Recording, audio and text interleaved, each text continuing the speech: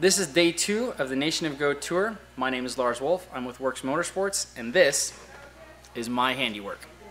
So basically, we were on stage. We were doing quite well. The way the course was going basically was a lot of 5s and 6s in the course notes, which are very fast turns. We're talking 4th, 5th gear. I might, shift into 4th, give the car a little flick, and foot to the floor, shift into 5th. So we're talking anywhere from 90 to 120 miles an hour on a dirt road. In the route book, my coach was just buried in his notes. We come up to a note called, it was basically, the way it was called by the co-driver was left 5 opens 500, which usually means the left 5 is a slightly tight kink. It's slow. It's about 60 miles an hour. And when it opens means it's basically my foot's to the floor and I'm going for 5th. So basically at that point, the 500 is 500 meters till the next instruction. So then he goes 500, and then he's buried in his notes, and then he starts over. He goes 500 into long crest, into right 3, into left 4. So if you can put that into perspective of the way numbers work, is you have a long crest that I can't see over, then a little crest because it's into, so it's crest, crest, into, so that's into. They go 1, 2, 3. Then a right 3 is a 90-degree turn, and the left 4 is just slightly more open than a 90-degree turn.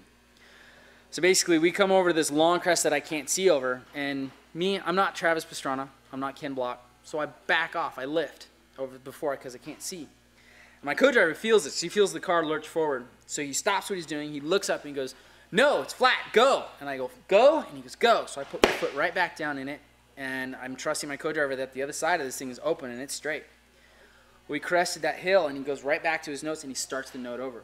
500 into long crest, and by that time we had crested the second smaller crest, which was into right 3. I went, "Oh, shh," and basically pulled the gear shift knob off, trying to shift it into 4th, put both feet in. Nothing I can do. Basically, the car came down. The front hiccuped on an inside berm, so now we're on two wheels. And we're doing probably about 70, 80. At this point, I scrubbed a little bit of speed off. And when the car touched back down, we were at the outside of that 90-degree turn. And the car hit, bent the left front control arm, sheared off the rear subframe, and toppled end over end 360. And when the bottom side came down, or the right side of the car came down, it hit something and pirouetted the car through the trees. Basically, when I got out of the car and looked, there was enough room for the car to fit this way through the trees, but not this way through the trees. So if we would have gone sideways, true sideways, we would have hit a tree dead in the hood and dead in the trunk, and we would have been really hurt. As we pirouetted through the trees, we spun one more time. We came to rest on the driver's side down. I was like, "What the heck?" My co-driver's like, my fault, I called the wrong note, And so I unbuckled and I stood up, propped the door open, looked up, and I can't see the road. I'm like, I have no idea where I'm at. None. And it's not because I'm dazed. I mean, literally, I can't see the road. Climb out of the car, and I see this little opening. We're about 100 feet off the road, I think. Climb up, or run up to the road, and I go, "Where the hell is this?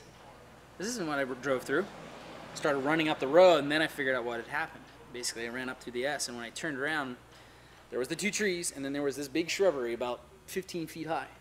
And I swear to God that shrubbery saw us coming because it went, "Oh, and ducked and let us through, and then fluffed right back up. It was like we didn't even go through it. We just scraped the bark off of some of the branches. We found the front bumper about 30 feet from the accident. We found the front bumper beam, structure part of the car, 60 feet from the car.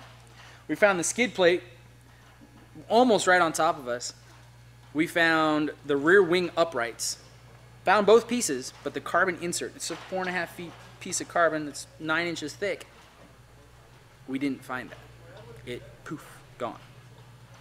So, and as we come in, we come to rest, and there it is. Now, here's the car. We're actually, me and the co-driver are starting to talk about putting it all back together and going back out with the car because it's a wonderful car. It's an absolute dream to drive. Yeah. It's wicked fast. We're really competitive with it, and I just can't let it go. I've got an attachment. I put a lot of hours into the car building it, so I always remind myself, is like you win when you lose if you learn.